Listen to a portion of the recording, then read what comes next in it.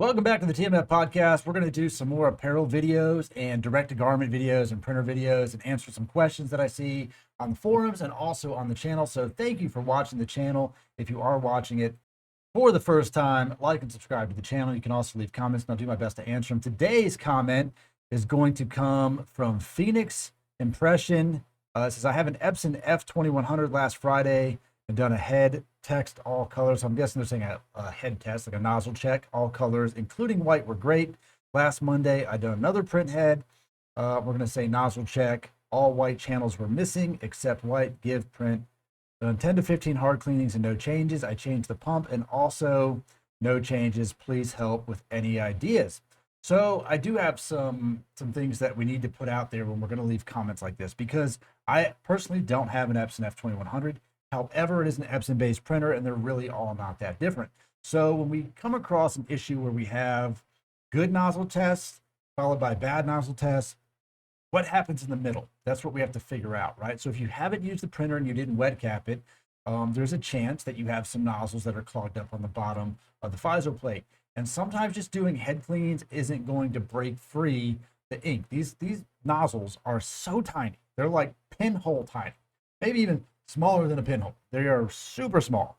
So for them to get clogged up doesn't take a whole lot, right? Depending on what ink you're using, you may have just had them dry up. And so you're trying to pump ink through it by doing head clean after head clean after head clean, and you're not getting anywhere. My recommendation of what I would do is I would take a paper towel, like so.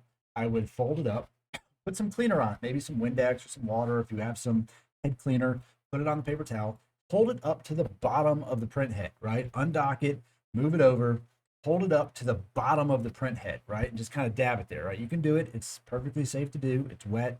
And then bring it down. You're going to see lines of color and outlines of white. If your print head is open, you're basically going to be getting some ink out of it, right?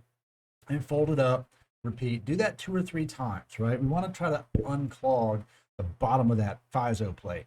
Then try running some head cleans after the fact, right? Now, if that's not doing the trick, we might have a blockage somewhere else. It's not as common in such a short period of time, but it does happen where you don't have actually ink making it from the cartridge or the bag all the way to the head, right? So to get there, we're going to travel through the ink line, through the damper into the manifold into the head, right? So we're going to chase the problem from, I usually chase the problem from the head back. So we would maybe do a little reverse flush, pull your damper assembly out, put a syringe on it and pull ink out of it, right? Let's just unblock that and then pull ink through the damper, right? So we're going to try to pull it from the actual cartridge through the damper with a syringe to try to prime it. And if you're not getting good ink flow through the damper, well, then we obviously have a problem there, right? It's not coming through the damper. It's not going to go through the head. So keep that in mind. We want to chase down and kind of narrow up the problem. That's what we're going to look to do here. And that is my starting point.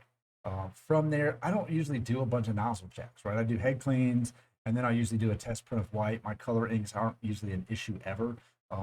White sometimes will separate if you don't print regularly. The ink just separates in the cartridges and it separates in the lines.